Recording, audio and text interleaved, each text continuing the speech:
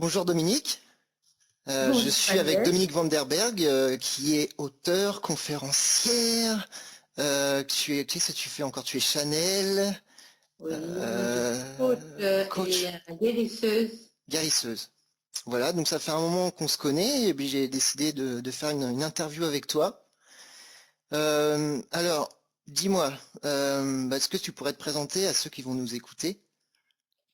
Bon ben en bref, hein, parce que Oui. sinon on est parti pour la gloire. Oui, non, bah À la base, moi j'ai un diplôme d'informaticienne. Donc à la base, je suis bien dans la matière, bien dans le 1 ou 0, hein. C'est binaire mon histoire au départ.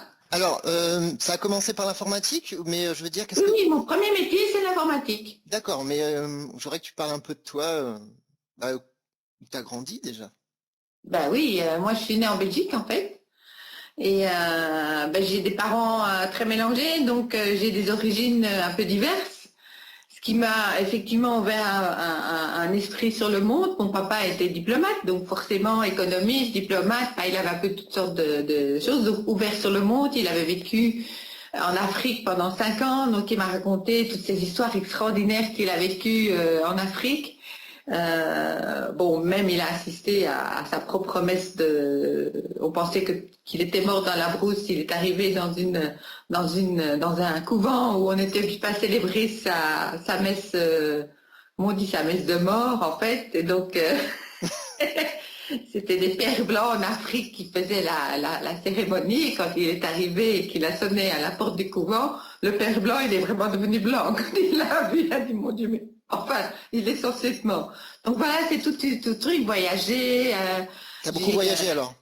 j'ai voyagé, mais pas comme mais mon père était quelqu'un qui ne changeait pas de poste. Enfin, lui, il bougeait, mais nous, on bougeait pas avec lui. Donc, je suis quand même bien restée en Belgique à la base. Mais bon, il nous a ouvert les portes. Enfin, surtout à moi qui suis la petite dernière de la famille. Est-ce que tu as Et des du coup, frères et sœurs? j'ai deux frères et une sœur qui sont beaucoup plus âgés que moi, qui sont beaucoup plus cartésiens que moi. Je le suis maintenant, parce qu'à la base, je l'étais aussi, forcément.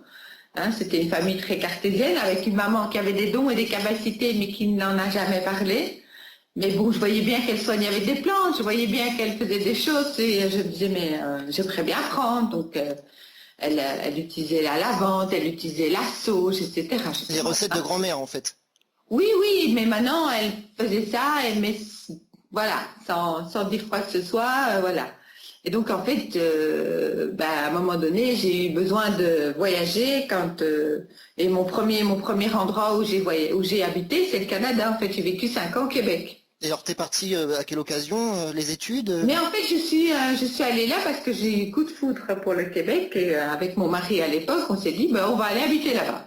Ah Voilà. oui, là t'avais déjà grandi, enfin je sais pas si Oui, tu t'es oui, marié oui. tôt. Là, j'habitais là-bas et j'étais déjà informaticienne et puis j'ai décidé de voyager et voilà, je me dis le coup de foudre, le Québec, rester 5 ans parce que c'était le temps que j'avais besoin là-bas. J'aime beaucoup ce pays, mais voilà, je préfère un pays avec un peu moins de neige, pour être très clair.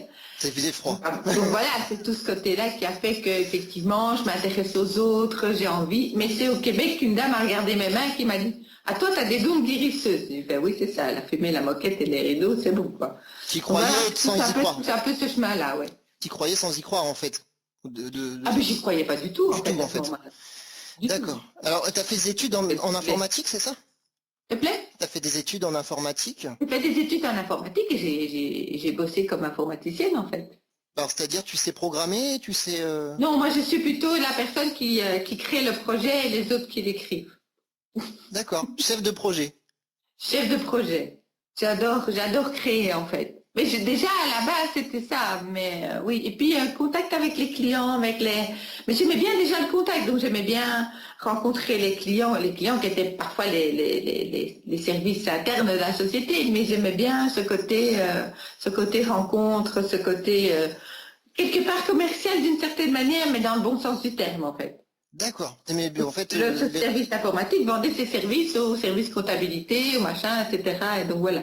les relations humaines ont toujours été quelque chose qui Oui, ça a toujours facile, été quelque chose d'important pour moi, ouais. coule de Sans m'en source. rendre compte, c'est maintenant que je me rends compte qu'effectivement, grâce à toi, qu'effectivement, j'ai commencé très tôt. Alors dis-moi, alors tu pars de là et en fait tu vas voyager, tu vas commencer à voyager. Ton premier voyage au Canada, il a duré combien de temps? 5 ans? 5 ans. Ouais. Et donc Là, j'ai vécu 5 ans, j'ai découvert beaucoup de choses. C'est vrai que une c'était nouvelle un peu culture, totalement différent de l'Europe, en fait. une nouvelle culture, des nouvelles Une façons de faire. nouvelle façon de faire, de cuisiner, voilà, tout est différent, tout est beaucoup plus grand.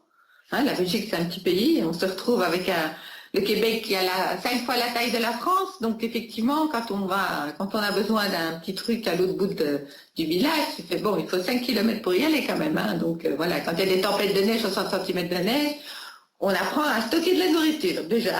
Alors, tu étais toujours cartésienne, tu Oui, là, respectais. j'étais toujours cartésienne. J'ai Et tu, vraiment, j'ai vraiment commencé à m'ouvrir à la fin de mon séjour au Québec et quand je me suis ouvert, ils m'ont dit bon ben maintenant tu rentres en Belgique pour ton apprentissage et pour apprendre, voilà, pour développer tes dons, etc. c'était en quelle année ça? C'était en l'an 2000 en fait. En Je me 2000. suis ouverte le 24 août 2000, je me souviens puisque c'était mon anniversaire. Et c'était vraiment un livre qui m'a permis de... Il y a eu comme quelque chose qui s'est passé. J'ai lu le livre de Crayon, La graduation des temps, et j'ai vu un mot, Merkaba. Et j'ai fait, ah, mais c'est quoi ce truc incroyable, machin? Je ne savais pas du tout ce que c'était. Là, ils m'ont fait rentrer en Belgique. Le premier stage que j'ai fait, c'est l'activation des corps de lumière, c'est-à-dire l'activation technologique de la Merkaba. Et j'ai fait, ah oui, donc c'est le premier stage, c'était à l'époque le stage le plus évolué qui pouvait exister. Et j'ai halluciné parce que c'était drôle, parce qu'ils étaient tous déjà là-dedans depuis longtemps. Moi, c'était mon premier stage, j'arrivais, machin. T'as rien Ils disaient, bon, compris? mais tu peux pas manger de la viande, hein? Bon, j'arrive du Canada, les steaks sont comme ça. Donc j'étais là, j'ai vraiment eu un choc et culturel. En revenant en Belgique, et alors un choc spirituel énorme, parce que je comprenais pas du tout ce qu'on me disait, en fait. Ben alors le Canada, ça a été une étape pour quoi alors? Pour t'ouvrir sur d'autres choses? Ça a été... De commencer à oser aller de l'avant en fait. Mais à l'époque, c'était quand même aussi une fuite par rapport à des choses que j'avais à régler en Belgique. Donc oui. Ah, des Bien. soucis que t'avais, voilà. J'ai pris du recul, un sacré recul, et puis en revenant, ben, j'ai réglé beaucoup de choses en fait avec ma famille, voilà, surtout avec ma famille en fait. D'accord. Ah, c'est bien. Oui, C'était oui, un bon- c'était intéressant. Mais je pense que sans le recul et sans la découverte de mes dons, eh bien, j'aurais peut-être pas pu régler ça de cette manière-là et faire la paix avec. On a toujours des choses à nettoyer, donc voilà. Mais c'était un beau cadeau en fait, surtout par rapport à ma maman, Donc tu reviens en que je Belgique. salue ici, mais qui est au ciel pour l'instant. Et avec mon papa, ils sont tous les deux décédés. Et donc c'est vraiment la paix qui a commencé à se faire à ce moment-là, puisque j'ai pas eu une enfance si facile que ça, mais merci parce que ça se fait de moi ce que je suis maintenant. Voilà. D'accord, ça a été compliqué. Oui, et en même temps, du coup, j'ai beaucoup de compassion, d'amour pour les gens, pour chaque étape dans laquelle ils vivent, parce que je pense qu'on n'a pas à juger personne. Et donc, quel que soit le chemin que la personne prend, eh bien, je vais l'accepter comme elle est, je vais l'aimer comme elle est. Maintenant, il ne faut pas venir qu'elle me marche sur les pieds non plus quand même. Hein, parce Non, que, bon, exagéré. avec beaucoup d'amour, hein, mais bon, moi, là, je mettrai mes limites. Mais oui, c'est vraiment je pense qu'il y a une phrase qui dit bien, je ne sais plus de qui elle est, que ce sont les êtres qui ont eu le plus de blessures, sont capables de plus de compassion. Parce que justement, ils ont appris à s'aimer soi, qui est la première étape de l'amour. C'est beau ce que tu dis. Alors, pour les téléspectateurs et les gens qui viennent, pour moi, Emmanuel est un petit lutin. Alors, quand le petit lutin est ému, c'est différent. C'est ça pour le faire sourire. Donc voilà. Merci. Alors, merci pour tout ça. Alors, donc en fait, t'arrives en Belgique. Et là, tu règles certains soucis familiaux, tu vois les choses différemment, tu rencontres la spiritualité. Oui, oui, ça c'est vraiment la rencontre avec la spiritualité qui a été à un certain moment assez.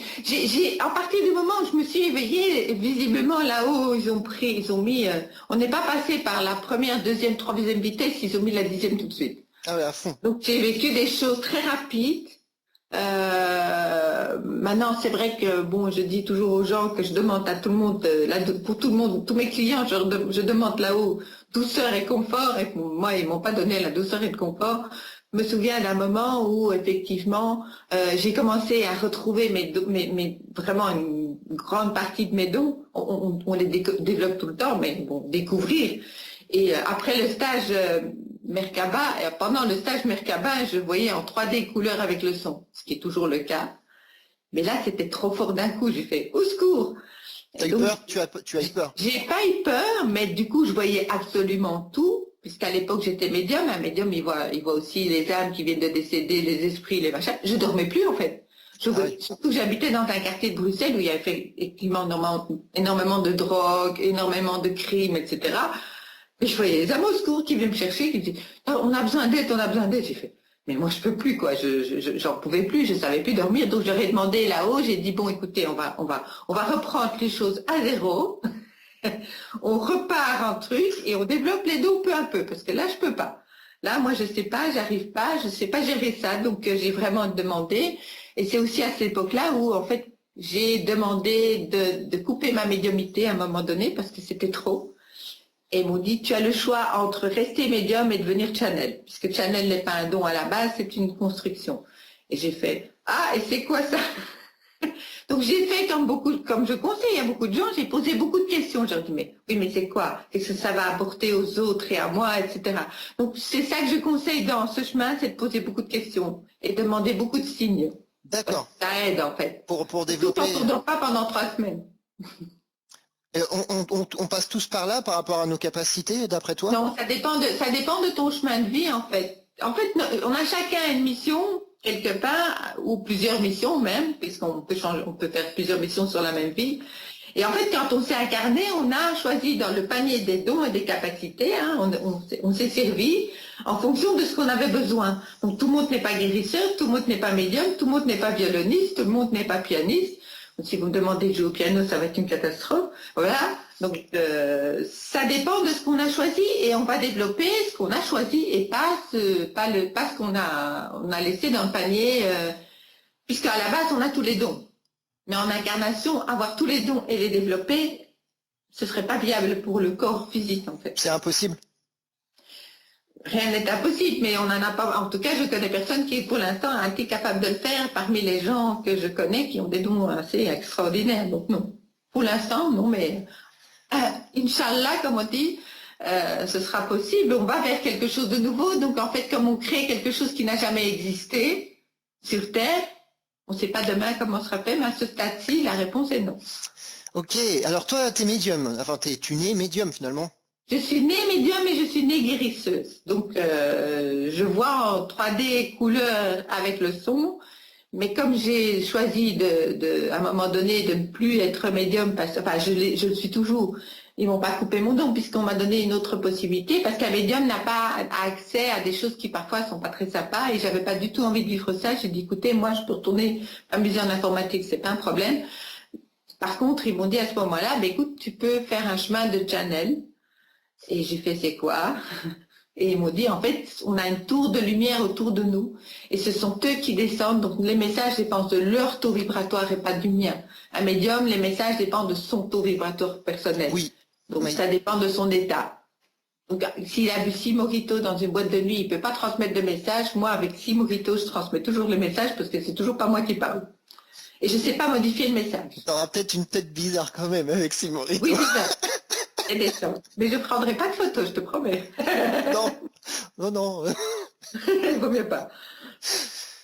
Donc tu as ce don. Alors, ok, et tu n'utilises plus ce don de médium pour. Si, je l'utilise encore Enfin, je l'utilise, oui, il est toujours là. Donc je l'utilise, mais par facilité et je dirais par paresse. C'est beaucoup plus facile de les laisser descendre. En fait, ce qui se passe, c'est que dans des espèces de tours de lumière, eux descendent, ils envoient une énergie qui se transforme en moi sans que j'ai besoin de faire d'efforts. Donc, si je suis médium, je suis obligée de faire ce qu'un médium fait habituellement, parfois de façon consciente ou inconsciente. Il va voyager avec son esprit dans le temps et dans l'espace. Ouais, moi, je choisis l'autre solution, c'est plus simple. D'accord. Voilà. Et donc je n'ai pas accès désormais en tant que channel. En fait, il y a une partie que je ne peux plus faire, c'est que je n'ai plus accès à des esprits ou à des âmes qui viennent décéder. Ah. Elles ne savent pas elles ne savent pas pénétrer le channel parce qu'elles ne sont pas encore en état de lumière. Donc si je veux aider une âme à monter, eh bien, je vais simplement m'adresser à ces guides à elles qui vont faire le relais. D'accord.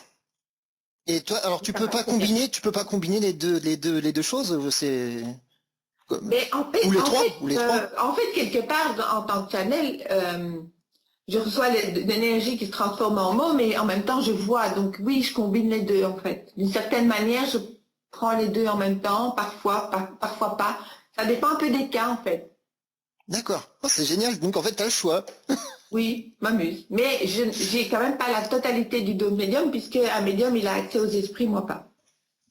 Tu y as eu accès déjà, mais tu veux Oui, plus. oui, j'ai eu Mais tu accès, veux j'ai plus. trouvé que Mais c'est c'était quelque chose pas... qui t'a traumatisé un petit peu, enfin qui t'a fatigué. Et disons que ça m'a pas traumatisée, mais un jour j'ai transmis un message à quelqu'un et le message n'était pas juste.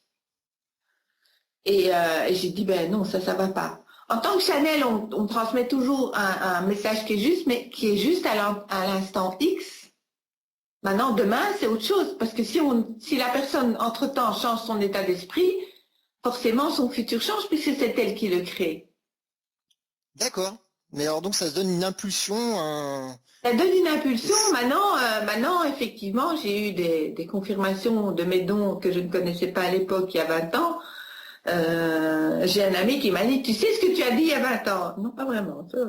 Mais donc, visiblement, il y a 20 ans, j'avais dit déjà quelque chose qui était juste, et j'ai eu le cas de quelqu'un, ça faisait 7 ans en fait, que j'avais transmis le message, et 7 ans après, il me dit, tu sais où je suis? Non.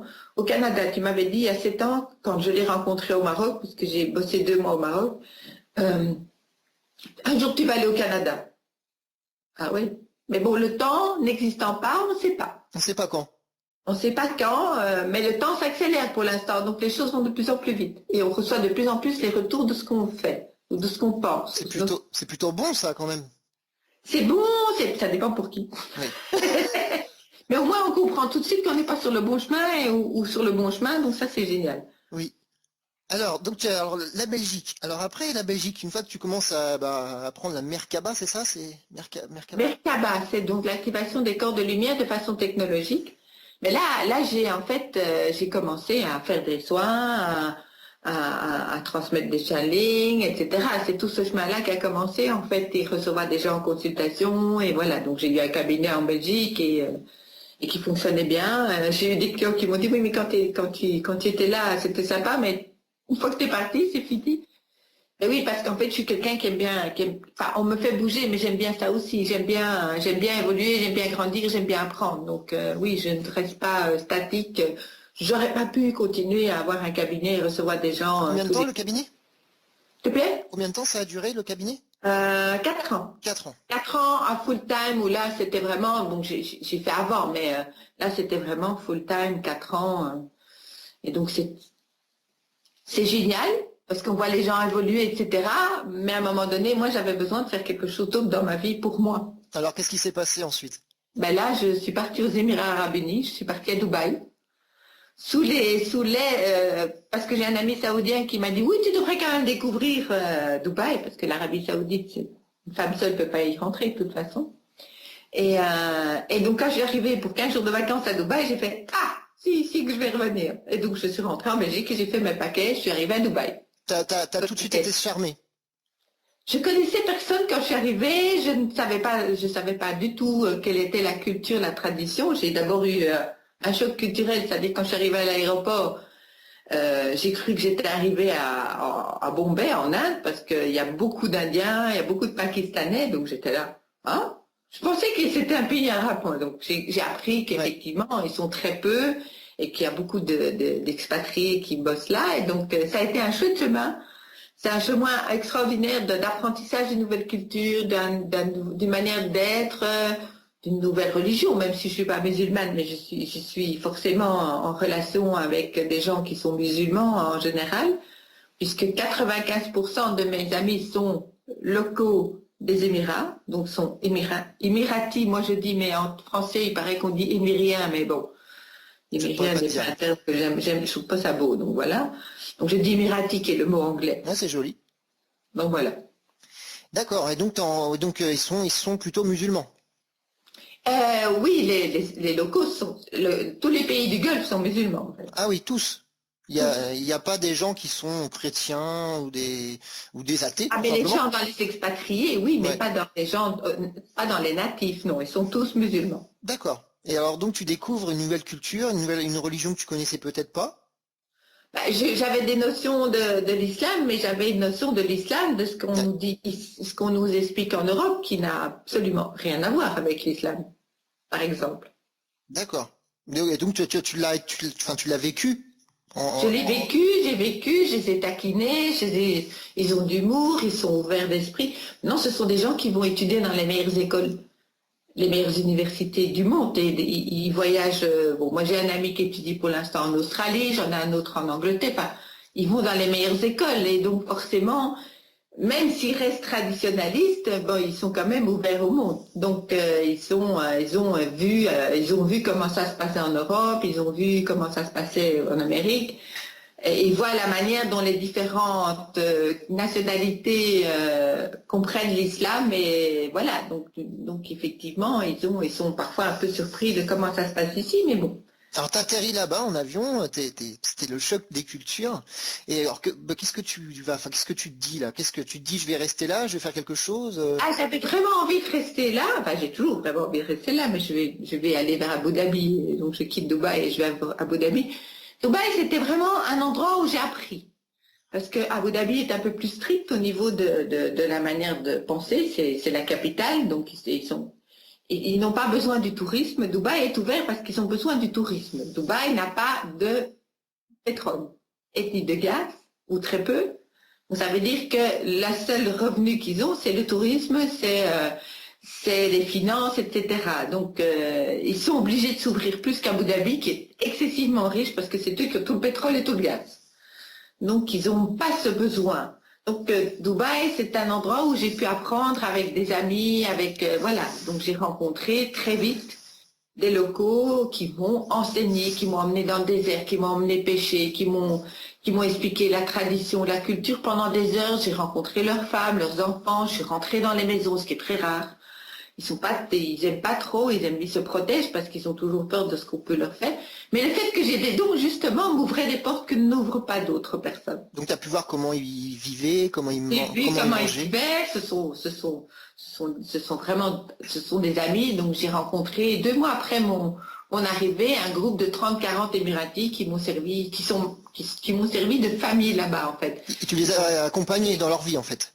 Oui, c'est accompagné dans leur vie et ce sont des gens qui se retrouvent à un endroit dans Dubaï où ils aident les touristes à comprendre la culture. C'est déjà dans leur envie de transmettre, en fait, D'accord. enseigner. C'est génial. Moi, j'ai reçu un enseignement beaucoup plus costaud.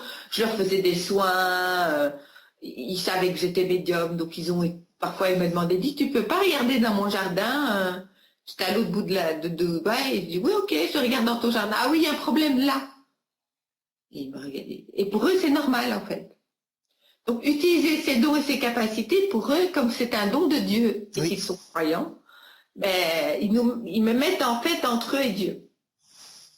J'essaye de redescendre de ce piédestal parce que j'aime pas, mais bon, voilà, ça fait partie de leur culture, il faut que je respecte. Quelqu'un qui a reçu un don de Dieu, ben, c'est parce que Dieu a, d'après leur manière de voir, ce qui n'est pas du tout en Europe, où on est plutôt cassé, c'est dire, ben, elle a reçu un don de Dieu, donc c'est que Dieu a estimé qu'elle était spéciale. Utilise-le.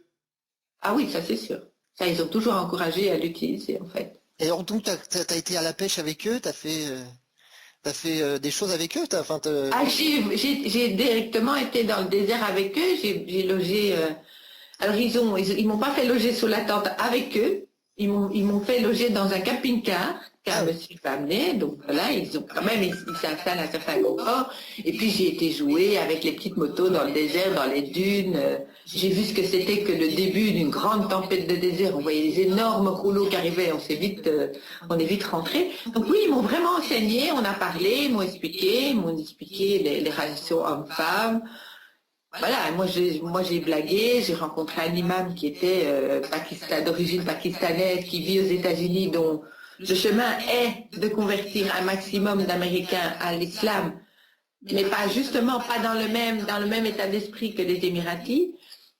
Et donc j'ai eu effectivement des discussions avec lui et je l'ai bien remis à sa place parce que je lui ai dit ben non, Et les Émiratis m'ont applaudi en fait, m'ont dit t'as raison. Voilà. Donc ils sont très très tolérants. Ce qui est effectivement dans la région la généralité, sauf l'Arabie Saoudite. Oui. Mais qui ne peut pas s'ouvrir. Tu as vu une grosse différence. Beaucoup plus qu'on ne le pense, mais c'est que vous n'avez pas les informations. Nous, on sait qu'il y a énormément de manifestations de femmes, etc. en Arabie Saoudite. Et en Iran aussi. Et en Iran aussi. Iran est notre voisin immédiat. Oui. Ouais. Juste en face. Oui, en Iran, moi j'entends souvent parler en ce moment, et il y a souvent des manifestations de femmes qui ne veulent Oui, plus le ça voile. bouge beaucoup dans la région. Oui. Ça bouge beaucoup dans la région, c'est clair.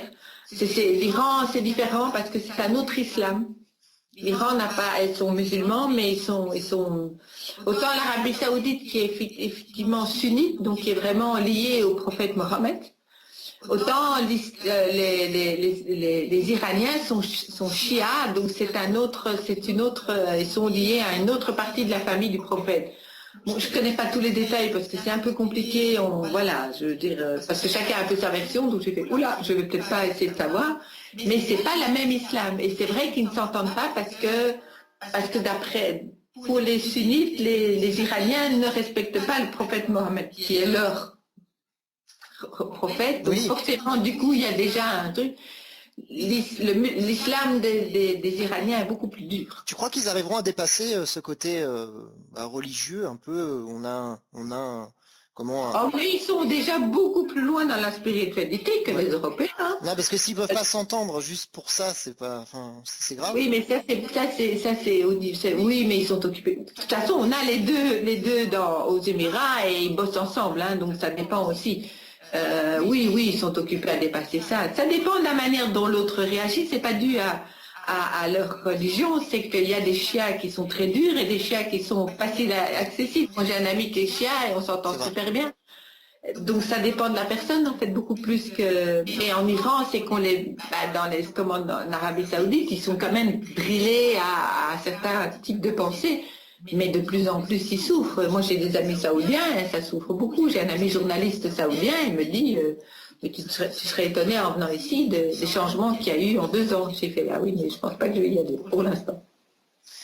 C'est intéressant de t'écouter sur ce sujet parce qu'il y a très peu de personnes en fait qui sont vraiment au courant, parce qu'il y a vraiment les médias qui transmettent certaines choses qui sont pas forcément justes, par exemple sur la Syrie et tout ça. Enfin. C'est parce que le but des médias. Je vais donner une petite anecdote sur les médias. En fait, j'ai habité 1 an au Liban. J'habitais dans la montagne, dans le côté chrétien. C'est fait comme ça, c'était pas que je voulais absolument. Liban, magnifique pays, 18 ou 19 religions différentes sur un territoire 3 fois plus petit que la Belgique, ça fait... Ouais, ça fait beaucoup, ouais. Ça fait beaucoup. Et donc, après une guerre civile qui a été très dure, donc moi j'étais dans la partie de Beyrouth, j'étais allée voir des amis à moi qui habitent dans la partie sud de Beyrouth, qui est la partie des camps palestiniens et du Hezbollah. Donc voilà. Et je discute avec eux, on papote, non machin, et puis je dis bon le soir je rentre dans ma montagne, parce qu'il fallait un certain temps pour rentrer. Parce que là c'est très court, mais bon, il n'y avait pas d'énormes moyens de transport à ce moment-là. J'arrive, j'allume la télévision, France Télévision, et je vois les Israéliens ont tué Cheikh Yassine, manifestation de Beyrouth Sud. J'ai fait, on ne doit pas avoir vu le même Beyrouth Sud. Il n'y avait eu aucune manifestation. Aucune. C'était un mensonge. C'était un pur mensonge, une pure invention. Donc voilà, maintenant quel était le but de ça, j'en sais rien, je ne me suis pas posé de questions, mais j'en ai parlé effectivement forcément avec mes amis, ils me disent, oh mais ça c'est pas la première fois. Donc voilà, ça c'est quelque chose que j'ai vécu de visu, il n'y avait pas de manifestation vers au-dessus, je regarde la télévision et je vois effectivement des films montrant des grandes manifestations. Et ça peut être un film qui a été fait une autre fois évidemment. Donc il n'y avait pas eu, ça c'est sûr. Parce que j'étais vraiment à côté, je veux dire, j'étais dans les camps palestiniens à côté de la cafétéria du Hezbollah, donc je ne pouvais pas être plus près. Donc en fait, oui, il y a quand même une manipulation par les médias et par je ne dirais pas manipulation, j'en sais rien. En tout cas, ça c'est un fait. Maintenant, je ne vais pas essayer de l'interpréter, c'est un fait. Tout à fait. C'est pas bon en tout cas.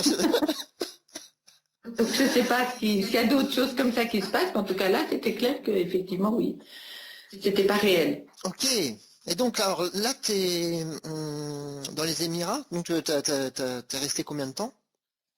Alors là, je suis restée 3 ans et là, je suis pour l'instant en France, T'es parti en France? T'es parti prenant un recul pour retourner pour rechanger des choses encore dans ma vie et pour aller vers Abu Dhabi, la capitale des Émirats Arabes Unis, pour plusieurs raisons, parce que forcément c'est la capitale et que comme j'ai envie de rentrer dans une zone différente de ma vie, donc je vais faire un documentaire sur ma vie sur Dubaï quand je rentre, pour montrer au monde qu'est-ce que c'est la véritable vie à Dubaï et pas tous ces reportages justement qu'on voit à la télévision qui montrent Dubaï sous un œil superficiel. superficiel, machin, esclavagisme des pauvres Indiens.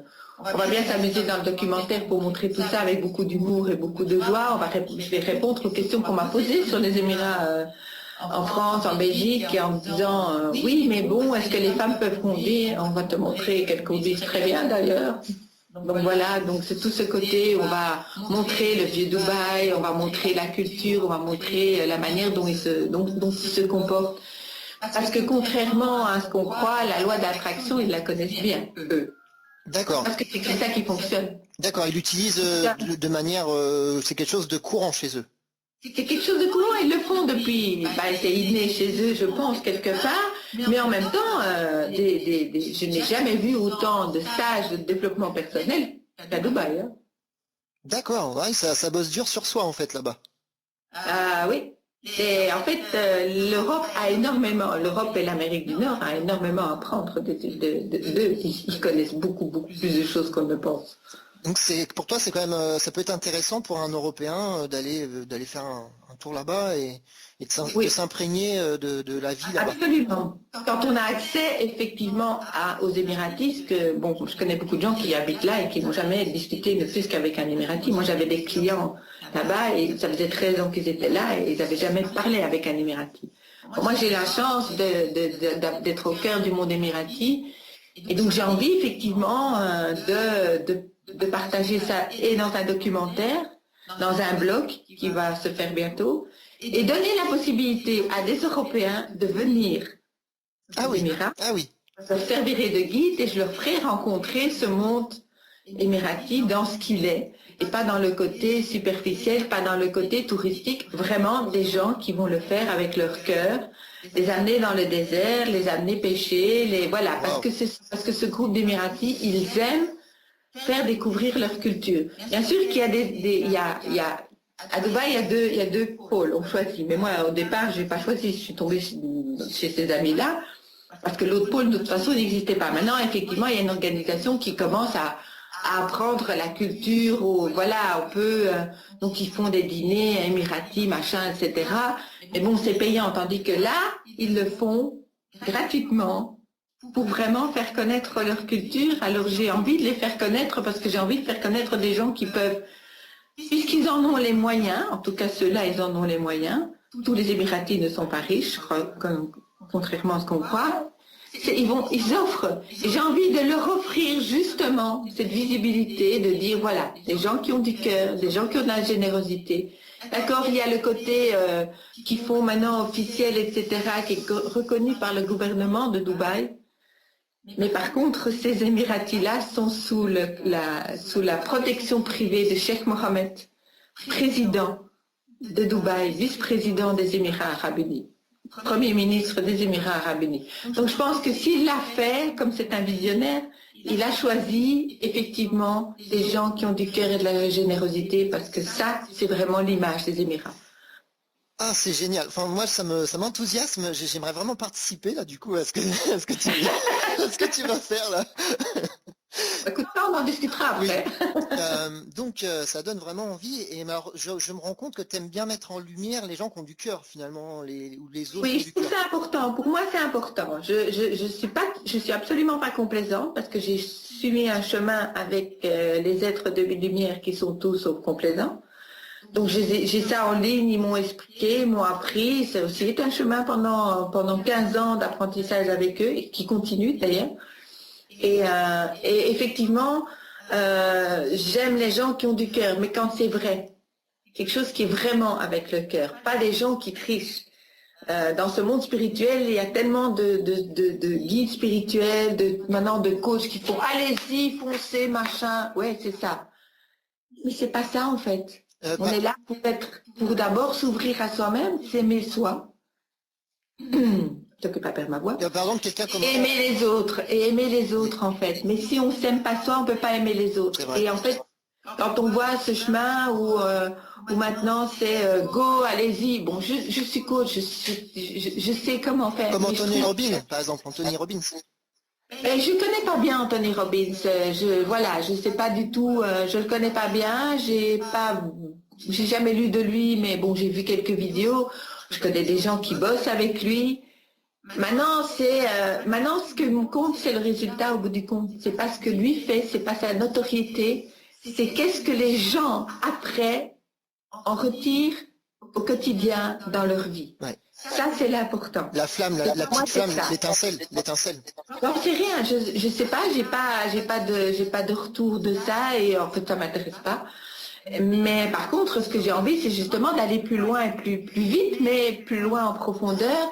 Donc je suis occupée à écrire une bande dessinée sur le monde spirituel avec mon chat comme star et le monde animal qui va parler du monde spirituel en allant pousser sur les boutons avec beaucoup d'amour et beaucoup de compassion, mais sans complaisance, sur les boutons qui font que... Et ça marche pas, mais tu sais pourquoi ça marche pas. Hein? Donc les animaux vont un peu expliquer ce monde spirituel comme ils le voient. Alors, il y a un documentaire sur le monde spirituel qui sera fait aussi, qui sera un mix de bande dessinée et de films. Parce que comme ça, on peut montrer des choses qu'on ne peut pas montrer en bande dessinée. On a besoin de la 3D, on a besoin que ça bouge pour montrer certains concepts. D'accord.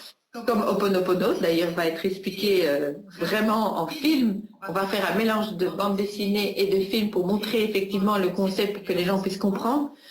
C'est en fait le chemin qu'a fait la prophétie des anges, où quand ils ont fait un film, ils ont montré les concepts et du coup on les comprend tout de suite. Mais c'est un peu ça, mais avec plus d'humour, plus de... Voilà. Bien sûr, il y aura de la technologie, l'informaticienne, elle est toujours là. Je pense qu'il n'y a rien qui passe de toute manière sans humour, un minimum d'humour. Voilà, je pense aussi. Je pense que ça a un côté très cœur, justement, l'humour.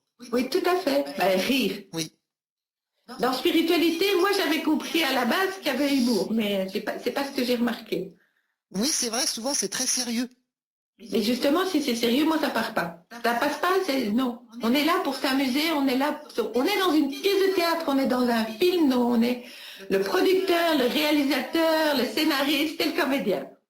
Donc si ça plaît pas, on revient, on fait bon, alors ce morceau-là, ça me plaît pas, ça va pas, ça va pas, on change. Parce que c'est nous qui créons notre film de l'intérieur. Donc arrêtons de croire que l'autre est faute. Donc oui, la BD, ça va être chouette, le documentaire aussi, avec effectivement une idée qui m'est venue de faire tout ça avec une bande son en 432 Hz qui est l'énergie, qui est en fait le son de la Terre. Le son de la Terre, l'énergie de la Et Terre. du coup, on va éveiller du monde tranquille, voilà, ceux qui voudront, mais ceux-là auront juste le message. Il est temps que tu te réveilles. La Terre a décidé de monter. Tu as le choix de monter avec moi ou de partir. Ah oui, c'est soit tu restes, soit tu pars. Ouais. C'est son corps à la Terre, donc elle a décidé de monter. Maintenant, si des personnes qui sont des entraves à son évolution, elle ne peut pas la garder. C'est comme nous, si on a des gens qui sont négatifs dans notre environnement, on ne va pas les garder si on veut évoluer. On va leur envoyer beaucoup d'amour, on va les accepter tels qu'ils sont, on va accepter leur rythme. Mais nous, si on a envie de gagner un 100 mètres, on ne peut pas accepter que quelqu'un marche tranquille et qu'on ne peut pas avancer. Enfin, c'est ça. Maintenant, on ne peut pas accepter pour nous, mais on peut accepter l'autre tel qu'il est, oui, avec son chemin, avec son rythme, voilà. Et le fait d'accepter son chemin, etc., ça nous fait aussi évoluer, hein, quelque part. Tout à fait. C'est un chemin d'amour et un chemin d'acceptation. Oui. Oui, je trouve que, enfin moi j'aime bien passer aussi par ces étapes-là parce que justement ça fait grandir le cœur et j'ai l'impression que c'est presque l'essentiel en fait qu'elle a. Ouais. Il y a une très bonne organisation en Californie qui s'appelle EarthMate, qui est en fait une organisation qui fait depuis des années des tests sur l'énergie du cœur. Et comment transformer le monde, et d'abord son monde, avec l'énergie du cœur. C'est extraordinaire ce qu'ils font. D'ailleurs, ils ont écrit un livre, qui, je ne sais pas en français comment ça s'appelle, malheureusement, je ne le connais qu'en anglais, parce que je vis en anglais aux Émirats et que j'ai tous les livres de développement personnel en exclusivité, mais en anglais, bien sûr.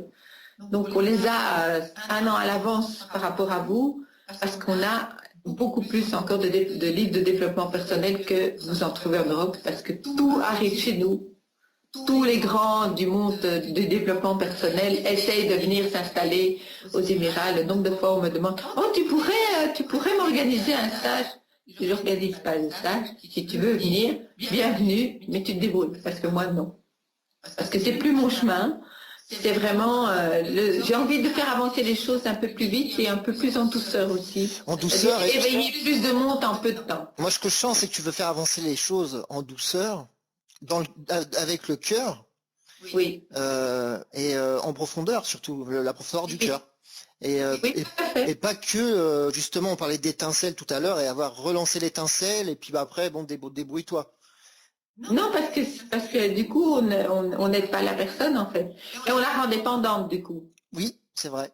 Bah oui, aux États-Unis, on regarde souvent. Chacun retrouve son pouvoir. On regarde aux États-Unis, souvent il y a des gens qui vont de développement personnel en développement personnel, qui vont de cours en cours et qui au final, bah, ils n'ont pas avancé. Mais non, parce que le principal, ils l'ont pas changé, c'est à l'intérieur d'eux. Et c'est là que tu vois que c'est du business, parce que les gens, bah, voilà, ils dépensent beaucoup d'argent. Non, on attire à soi ce qu'on a besoin, puisque la personne qui va dans ce business, qui va accepter ce business-là, c'est bien. Maintenant, il y a des grands maîtres du développement personnel, ils ont fait un livre qui est magnifique. Après, bon, c'est plus que du business, mais ce livre-là, il peut changer ta vie aussi. Donc, c'est toujours nous à rentrer dans nos intuitions et savoir si c'est bon ou pas pour nous. Ouais, il y a des très bons livres américains aussi. Hein. Oui, tout à fait. La magie de voir grand, par exemple. Oui. Moi, j'aime bien. Ben voilà, chacun son chemin. Moi, j'aime beaucoup le livre sur Ho'oponopono de Joe Vital et Zéro Limite. Ben voilà, maintenant j'ai pris ça, voilà, j'aime beaucoup Joe Vital, il envoie plein d'amour. Par contre, le reste ne me parle pas spécialement en fait. Mais c'est moi, peut-être que pour quelqu'un d'autre, c'est pas ce livre-là qui va être bon, c'est un autre qui l'a fait. Donc voilà, moi j'aime beaucoup Ho'oponopono parce que ça permet de rendre les gens indépendants. Maintenant, ça n'empêche pas qu'un choix énergétique, ça va faire avancer les choses plus vite. Mais on peut effectivement, comme disent certains, on peut y arriver tout seul. Maintenant, c'est pas gai, moi je trouve c'est gai de s'entraider, voilà. Mais c'est vrai qu'avec Ho'oponopono, alors j'explique Ho'oponopono, c'est une vieille méthode hawaïenne, pratique hawaïenne, de guérison, où dans le temps, les gens, quand quelqu'un était malade ou quand il y avait une dispute, tout le clan se réunissait et faisait Ho'oponopono parce qu'ils savaient qu'ils avaient une part de responsabilité dans ce qui arrivait. À l'intérieur d'eux-mêmes, leur mémoire et croyance avaient créé ça. Donc ils disaient 4 phrases, je suis désolée, pardonne-moi s'il te plaît, merci, je t'aime. Désolée d'avoir créé cette situation, pardon d'avoir créé cette situation, merci à ces mémoires d'être remontées pour que je puisse les nettoyer. Je t'aime, on nettoie. Le je t'aime nettoie. Je t'aime, l'amour nettoie. L'amour, c'est l'énergie la plus forte. Hein. On revient à l'énergie du cœur. De toutes les manières possibles, les pratiques qui vont se faire avec l'énergie du cœur seront toujours plus puissantes que les autres. Donc c'est vrai qu'on est un peu à la course. Je vois, je reçois plein d'informations à la course des méthodes, des pratiques, et on court et tel produit, et si on prend telle chose, ça va. Oui. Moi, je prends pas tout parce que je me dis, ben voilà, on n'est pas dans une course ici, c'est pas la compétition. On est là pour être bien. Donc la compétition, et aussi être cohérent avec soi-même. C'est-à-dire, ben, si on dit la viande c'est mauvais, va pas en manger en cachette, s'il te plaît, merci. Ah oui, je veux dire, c'est ça. Ça, c'est le côté médium, c'est-à-dire que quand je vois une vidéo avec un guide spirituel, je peux dire ce qu'il y a derrière. Alors dis-moi, tiens, bah, on parle de viande. Alors, je vais te poser une question sur ce sujet-là. Ah ben voilà. Parce que moi, je suis exposé à ça aussi dans ma vie actuellement, dans une cité naturelle que je vais peut-être intégrer. Ils parlent de la viande et ils disent, en fait, on veut diminuer l'impact du carbone sur la planète. Donc, les bœufs, etc., enfin, les animaux émettent beaucoup de dioxyde de carbone par leurs excréments, etc. Enfin, bref. Et donc, finalement, ça a un impact énorme sur la planète et ça la pollue, quoi.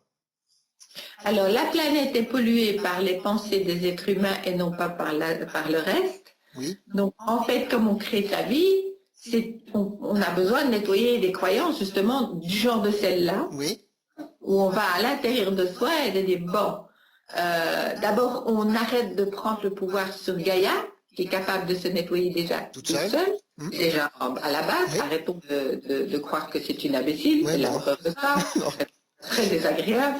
Et, du coup, de temps en temps, effectivement, elle réagit parce qu'elle le dit, elle me dit, mais arrêtez, occupez-vous de vous, je vais m'occuper de moi. Donc arrêtez de s'occuper de Gaïa, ce serait déjà un grand pas pour l'humanité. C'est pas gagné encore. Dans ce monde spirituel, en tout cas, on a besoin de vouloir s'occuper des autres. Parce que ça s'appelle se fuir. C'est plus facile d'aller dire, oh, je vais mettre une éolienne, oh, je mets ci, oh, je mets ça, que se dire, je vais aller voir à l'intérieur de moi qu'est-ce qui a créé cette pollution. Donc c'est prendre la responsabilité de sa vie encore une fois. Donc rien n'est bon, rien n'est mauvais. Tout est selon ce qu'on a à l'intérieur de soi comme intuition. Et c'est se regarder en face dans la glace et se dire, ah ouais, ça tu l'as créé, chouchou, tu vas changer. Alors j'aime beaucoup ce que tu dis parce que c'est vraiment au cœur de toi, de ce que tu transmets, m'as transmis aussi et ce que tu transmets sur ton Facebook. Oui.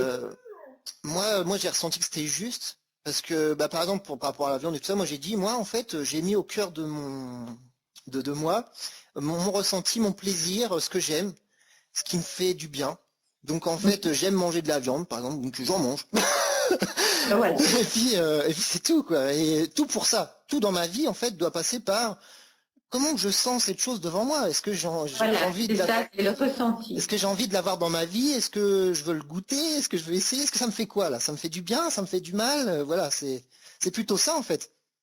Oui, je pense que ça, c'est très important. C'est de savoir ce qu'on a envie de vivre à tous les niveaux, que ce soit dans le couple, que ce soit dans le travail, que ce soit dans... Tu sais, c'est sentir. C'est sentir. En fait, la majorité des gens sont totalement sans racines, sans ancrage. Et donc, quand on n'a pas d'ancrage, on ne peut pas sentir ce qui est bon pour soi. Donc, on va dans ses croyances, dans ses peurs, dans... Voilà. Et peut-être le manque de dialogue aussi, de parler avec soi-même.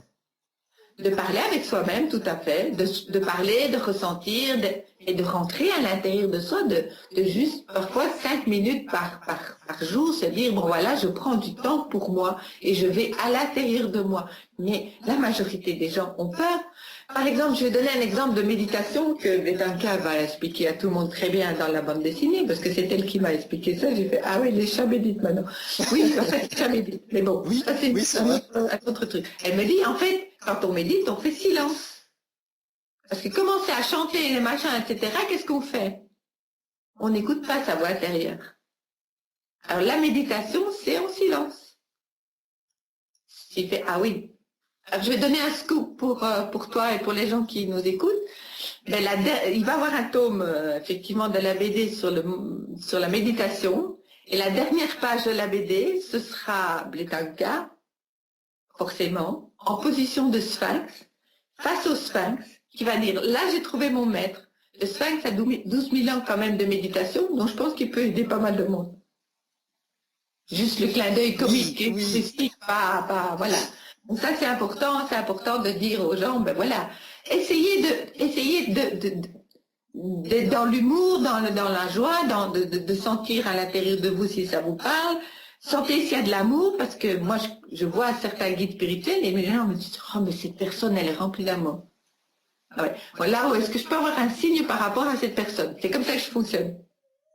Alors, je vais raconter une histoire, je vais essayer de la raconter de façon à ce qu'on ne devine pas la personne, parce que je ne peux pas. Donc, c'est quelqu'un qui recevait des messages d'un maître ascensionné. Oui. Et puis j'ai dit, mais je sens pas ce truc-là, c'est quoi ce truc, c'est où? Bon, alors c'était au début de mon apprentissage, on devait être en 2001, 2002, donc c'était vraiment tout début. Et je me dis, bon, ça c'est ton ego, tu te la fermes, et puis voilà.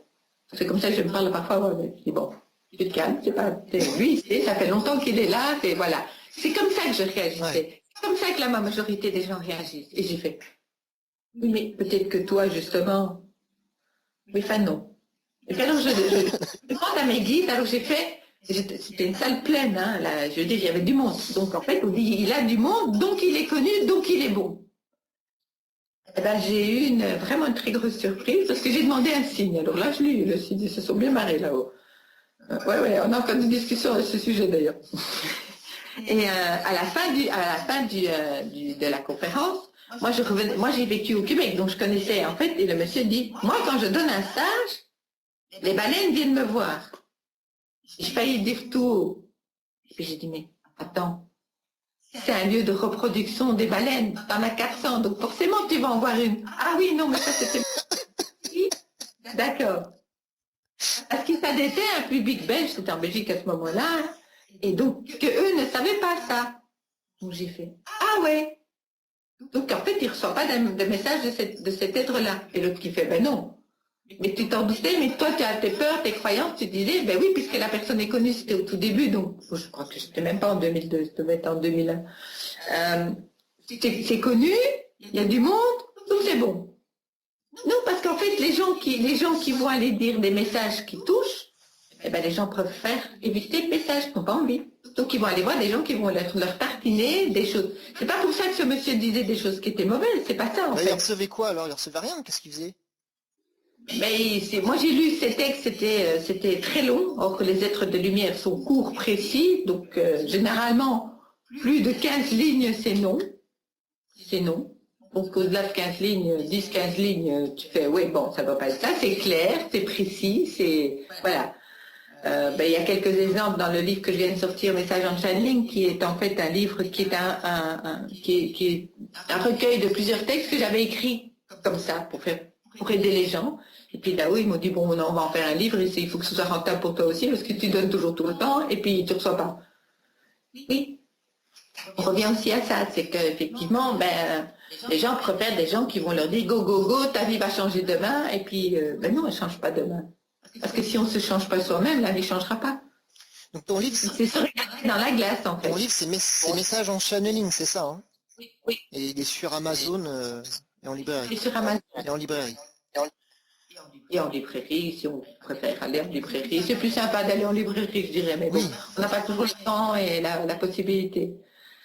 Donc voilà. Et c'est vrai qu'effectivement, je pense que moi, dans les messages que je reçois, mais j'ai eu un jour un message, au début, quand j'étais au Liban, j'avais transmis un message à une dame qui avait perdu sa maman 30 ans avant. Et c'était au début aussi. J'étais en 2002, je pense, en 2003 au Liban. Et cette dame, elle me demande, elle me dit, oui, je voudrais bien un message de ma maman. Et j'ai dit, ok, on y va. Et à un moment donné, j'entends en channel que les guides de la maman disaient, assieds-toi sur la terrasse au coucher du soleil. Je fais, oui, ça va l'aider, ça, la fille, ça va l'aider. C'est quoi ce message? Vous trouvez vraiment ça drôle? Il dit, transmets. Il dit, d'accord. Et donc, je transmets. La dame se met à pleurer. J'ai fait, bon, ça c'est malin. Au début, tu doutes, tu sais pas, tu tâtonnes, tu n'as pas envie de faire mal, donc forcément. Là, l'émotion, tout de suite. Elle me dit, là, madame, vous avez fait vous m'avez fait un super cadeau. Maintenant, je sais que c'est ma maman qui parle. Tout à fait interrogative. Moi, je fais, ah oui? Oui, parce que c'était le moment de la journée préférée et l'endroit préféré de ma maman, donc je sais. Ah oui. Aucun jugement sur les messages. Voilà, il ne faut jamais juger, il faut les laisser faire. Donc j'ai appris à lâcher complètement, donc maintenant je ne peux même plus intervenir dans le message, je suis surtout seule. Ah oui. Et donc effectivement, parfois ça choque des personnes, tant pis. Ils s'en foutent, ils disent on est là, on n'est pas là pour vous mettre de la pommade, on est là pour vous aider à aller mieux au quotidien. Et donc même si ça crée un choc et que ça crée une émotion forte, c'est Oui. bon, c'est très bon aussi.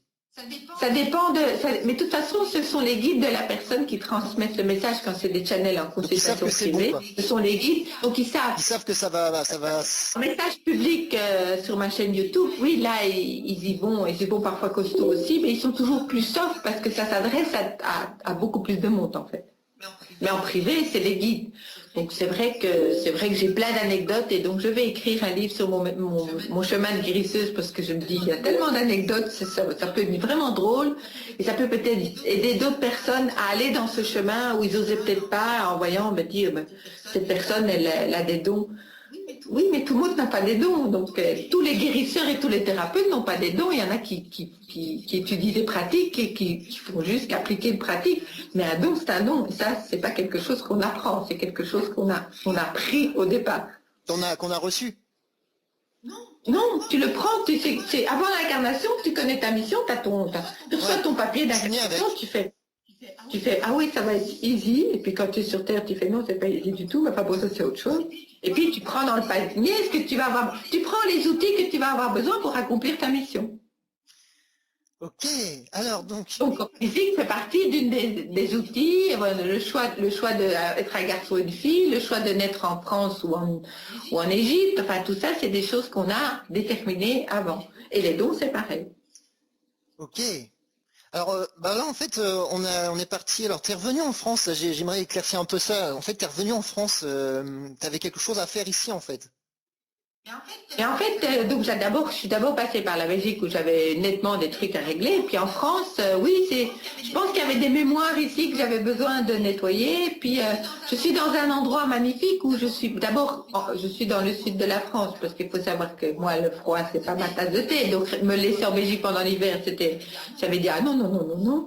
Et puis là, je suis dans un endroit magnifique où je rencontre effectivement de très très belles personnes qui sont tous en chemin. Et donc ça me permet de continuer à bosser sur la promotion du livre. Là, on va finir la carte postale du livre, puisque en fait, on va distribuer des cartes postales comme promo du livre avec un des textes du livre, parce que je trouve qu'encore une fois, Inspirant. c'est bien de dire aux gens, achetez mon livre, mais offre quelque chose en échange. Donc il y a un des textes du livre au dos de la carte postale. Donc c'est une carte postale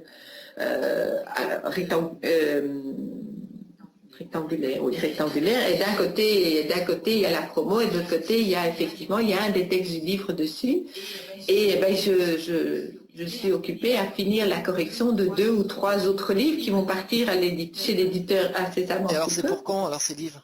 Ça, je sais pas, ça dépend un peu de l'éditeur parce je vais essayer de voir un planning parce qu'on va pas les sortir tous en même temps. Et donc en fait c'est la continuation de ces textes-là, puisqu'en fait j'ai retrouvé ces textes-là et puis un jour sur Facebook, sur mon profil Facebook de l'époque, il y avait une dame comme il y avait en fait qui faisait des offres de prêt un peu partout sur Facebook et elle a fait une offre de prêt sur un texte. Je me dis, mais quel texte c'est ça? Et du coup, en fait, après avoir préparé le premier livre, qui malheureusement a été un peu fait rapidement, mais bon, c'est comme ça, c'est bien. Il ne fait pas corriger à 100% au niveau des fautes d'orthographe, mais bon, voilà, ça c'est fait. Maintenant, effectivement, je prends justement le temps de fignoler. Et bien, j'ai retrouvé, grâce à cette dame, merci à elle, 200 autres textes.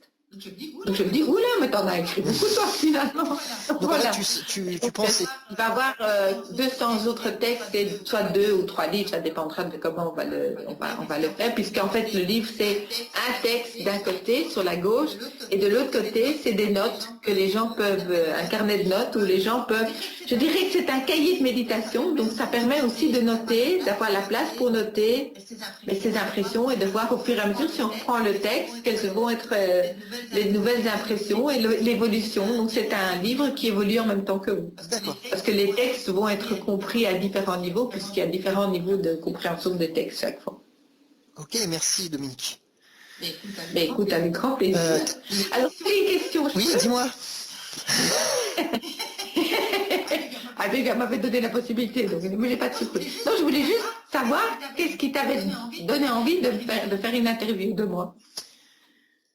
Qu'est-ce qui m'a donné envie? Eh bien, c'est mon expérience personnelle dans ce que tu m'as donné comme soin. C'est la confiance que j'ai eue en toi.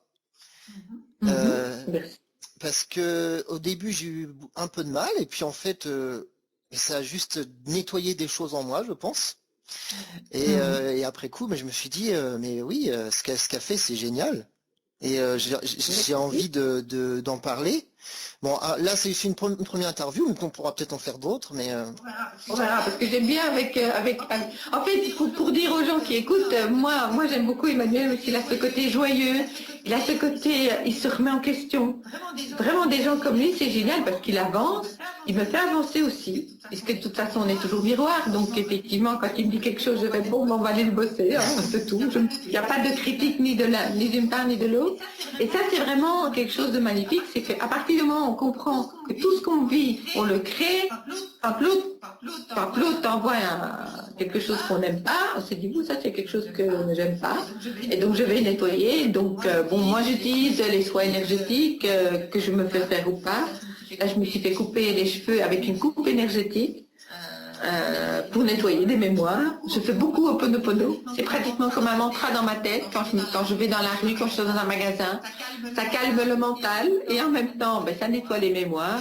Le FT est quelque chose que j'utilise de temps en temps aussi, mais beaucoup moins parce que je me vois mal tapoter dans le supermarché, même si une dame elle a dit tu n'as qu'à aller aux toilettes pour le faire. Oui, mais enfin bon, c'est pas très pratique quand on est à la caisse, donc voilà. Mais là, utilisons ce qui est facile. Et puis j'utilise quelque chose que j'ai aussi envie de partager, qui est l'eau diamant. oui, oui. L'eau diamant qui a été créée par Joël Ducatillon. Merci à Joël. Et en fait, cette eau est gratuite. Donc pour ceux qui ont envie de me demander des conseils ou qui ont envie de me demander l'adresse de l'eau diamant ou Ho'oponopono, etc. Sur ton Facebook, vous pouvez m'écrire, à m'envoyer un mail. Vous pouvez venir sur mon profil Facebook où vous pouvez demander à Emmanuel. Donc mon mail c'est jasrah, donc c'est JASRAH @lechamdesanges.net, et je précise, c'est chant comme chanter, pas comme chant de patate comme on m'a une fois écrit quand même. Et j'ai aussi beaucoup aimé, en fait, je pense que dans le fond, t'es porté par des belles choses comme l'amour. Donc oui, je crois profondément à l'amour. Je pense que la seule chose qui va changer ce monde, c'est l'amour. Je pense que ça va bien avec ce que moi ce que je pense aussi, ce que je ressens. Voilà. Et donc en fait, des gens comme toi, il en faudrait plein. Mais on est occupé à monter. Maintenant, effectivement, il y a un nettoyage qui est occupé à se faire. Et 2015, c'est une année 8. Alors pour les gens qui connaissent les tarots, ce qui n'est pas mon cas, mais bon, j'ai suffisamment de gens autour de moi qui le connaissent. Tu sais, le tarot 8, c'est la justice. Merci. Le 8, c'est aussi l'infini, c'est le limite 4. Donc c'est vraiment quelque chose. On est dans une année de gros changements et les gros changements commencent à la fin du mois. Donc des gros changements radicaux, donc effectivement, il y a des êtres qui vont arrêter de travailler dans ce monde spirituel parce qu'ils ne sont pas en accord avec Gaïa déjà et de 1, et avec les énergies du nouveau monde. Le nouveau monde, on ne fait pas le nouveau monde avec l'ancien, avec nos croyances ou nos mémoires. Donc il est temps de bosser sur ses mémoires et ses croyances, car tout est mémoire, tout est croyance. Donc c'est ça. Donc maintenant, il y a des croyances qu'on a bien envie de garder. Le chocolat, c'est bon, je garde. Ah, moi aussi. Mais par contre, effectivement, il y a des choses qu'on ne va pas garder. On a besoin effectivement de nettoyer. Et je vais aller même plus loin. Il y a peut-être des gens qui vont pas aimer, mais ça je m'en fiche. Ça c'est vraiment le cas de mes soucis maintenant. J'ai compris ça. L'astrologie est aussi une croyance. On a envie de la garder ou pas. Mais l'astrologie est aussi une croyance. La numérologie aussi. De prédéterminer on peut nettoyer. Puisqu'on crée un nouveau monde, on n'est pas obligé de créer un monde où on veut être assujetti à des choses qui disent oui, mais tu dois faire ça. Non, on ne doit rien du tout. On fait que ce qu'on veut. Et comme vous disaient les enfants, eh bien, c'est celui qui dit qui est. Ils expliquent bien les mémoires, les enfants. Ils connaissent. Donc c'est très chouette de pouvoir faire ça. Et donc il va aussi avoir un autre projet sur lequel je bosse avec un ami à moi qui va être aussi dedans. Eh bien ce sera une série de concerts qui s'appelle Pont entre deux mondes en français, The Bridge en anglais. C'est pour quand ça? Un chanteur et une chanteuse arabe, un chanteur et une chanteuse occidentale sur scène, un pont entre les deux, un ami à moi qui est musicien qui va jouer du moins pour Abu Dhabi et Dubaï, l'hymne des Émirats Arabes Unis avec les danseurs émiratis derrière, un ami acrobate qui va jouer sur un ruban et faire le lien entre les deux chanteurs. Et à l'arrière, j'ai vu dernièrement une vidéo où effectivement je vais projeter sur l'arrière de la scène les symboles tels que la fleur de vie, l'arbre de vie, on éveille, et la musique toujours en 432 Hz. Donc on est là pour effectivement créer un nouveau monde et on le crée avec du nouveau et pas avec de l'ancien. D'accord, mais c'est pas obligé d'être radicalement différent. Ça peut être un petit changement, un petit. Mais on fait pas tout en une fois, mais c'est vrai que ce monde nouveau, c'est vrai qu'on veut plus de guerre, donc il faut aller voir nos violences, nos guerres intérieures. On veut la paix, donc vivre en paix avec soi-même, c'est la première étape. On peut pas demander à des peuples d'arrêter de se battre, alors que la majorité des gens le font à l'intérieur d'eux-mêmes. Ouais. Donc on est là pour apaiser. Là, en fait, finalement, on va faire la paix en nous. C'est apaiser. Enfin, ben oui, tout à fait. On va arrêter de lutter aussi, c'est bien. On lutte pas, on est pour les bonnes choses, on est pour la paix, pour le bien-être, pour la santé, voilà. J'ai encore vu il n'y a pas longtemps, j'ai vu sur un site où la personne dit on va lutter contre la guerre. Oui, c'est ça. Alors, je reprends la belle phrase de Mère Teresa. Je viendrai vous voir quand vous ferez des manifestations pour la paix et non pas contre la guerre. Ouais, super. Physique quantique, on attire à soi ce dont on parle aussi, ce qu'on ressent. Si on ressent cette colère de la guerre, si on ressent cette colère de l'inceste, quand on est en colère de tout ça, colère des femmes battues, la violence conjugale, fait grandir les choses. Ça ne veut pas dire accepter, ça veut dire changer d'énergie pour qu'elles aient la chance de pouvoir changer leurs énergies. Ça, c'est un message essentiel, tu vois. Et là, j'ai eu cette réflexion aussi, il n'y a pas longtemps. J'étais en train de me dire, et ça, c'est quelque chose que je peux plus, quoi. Moi, je peux plus lire ces choses-là. Enfin, j'en ai un peu marre. En fait, les gens réagissent à ce qu'ils ne veulent plus dans le nouveau monde. Ils disent, nous, on veut plus de ça. Alors, du coup, ils vont à l'inverse de ça, quasiment. Donc ça veut dire que ces gens-là, qu'est-ce qu'ils font? Ils restent dans l'ancien monde, ils ne viennent pas dans le nouveau. Mais oui, mais alors ça, c'est triste parce que ça part d'un bon sentiment. On dit on ne veut plus ça. Est-ce que ça part vraiment d'un bon sentiment ou ça veut dire qu'on veut contrôler les choses? Il y a une forme de contrôle, je pense aussi. Moi, à un moment donné, j'ai eu une discussion avec un monsieur qui disait je veux le nouveau monde. On va faire une constitution. Pardon. Le nouveau monde, c'est responsabilité. C'est apprendre à chaque être à se responsabiliser. Donc on n'a pas besoin de constitution. Et d'ici, on va contrôler, on va faire des trucs et des machins. Je lui ai dit tout simplement. J'ai dit ça c'est l'ancien monde, tu y restes dedans, c'est ton choix. Mais c'est ton choix d'âme, c'est l'âme qui choisit de rester ou de partir en fonction de la personnalité qui veut ou pas avancer. Oui. Et en fait, c'est un message très dur pour les gens. Oui, mais c'est dur. En fait, c'est dur en plus à transmettre qu'en final, de réagir à l'inverse de ce qu'on ne veut pas, c'est aussi un extrême. C'est aussi un extrême qui va être désagréable aussi, je pense.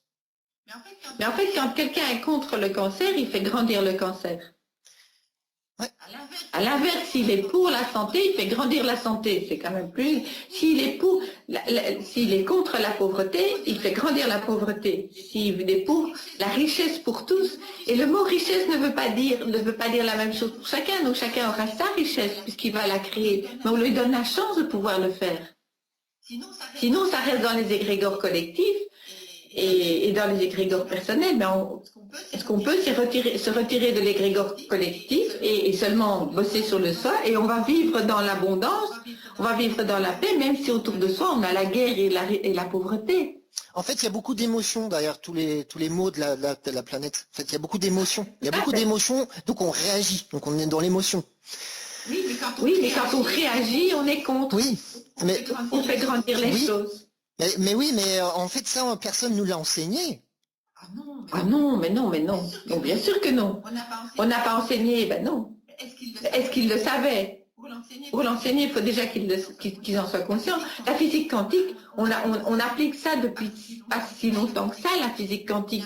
Il y a un très beau film qui parle de ça, qui est What the Bleep Do We Know? Quelle est la réalité qu'on connaît, mais on connaît très peu en fait. Quand on dit qu'il y a des gens qui ont des capacités, c'est parce qu'ils ont ouvert leur esprit à beaucoup plus de choses. Parfois c'est naturellement et inconscient, mais on le montre bien. Quand on est spectateur, on met son énergie sur la chose qu'on regarde. Et d'ailleurs, quand on fait des tests de physique quantique, c'est clair. L'atome réagit en fonction de s'il est regardé ou pas. C'est ça qui est curieux. Et que ce soit nos yeux ou une caméra, ça change rien en fait. Il sait qu'il est observé. C'est pour ça que j'aime aussi de faire une interview avec toi, parce qu'en fait tu encourages, je pense, les gens à retrouver leur joie, leur plaisir d'être. Être joyeux, ça c'est bien. Oui.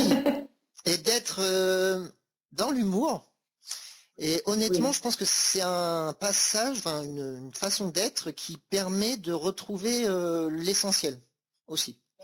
Mais je pense qu'on est tous, on a tous la joie à l'intérieur de nous, sauf qu'on a un peu oublié. Bon, ben, ça c'est pas grave.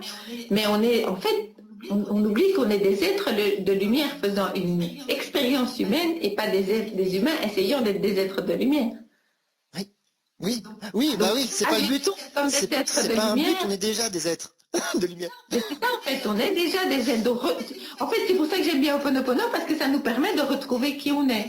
Il y a l'hypnose aussi qui marche bien pour ça, c'est aller chercher ce qui coince et de le nettoyer en fait.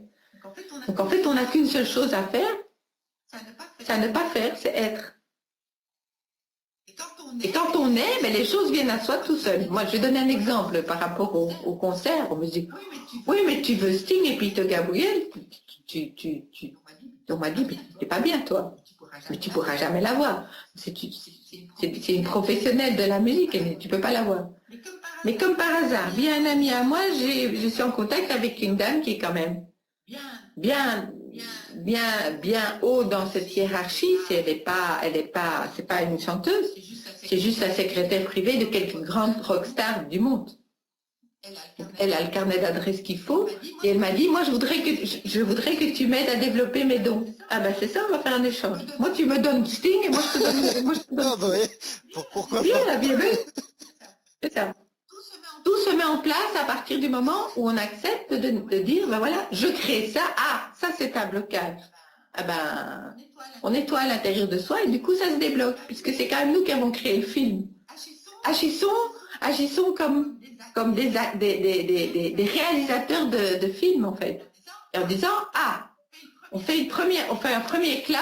Ah ouais, non, ça va du tout. Donc on nettoie, hop, on refait un deuxième clap. Ah, c'est déjà mieux, mais ça, hop. Et on est occupé à faire de ce monde une perfection qui est magnifique en fait. Mais sauf que les gens mettent leur attention sur...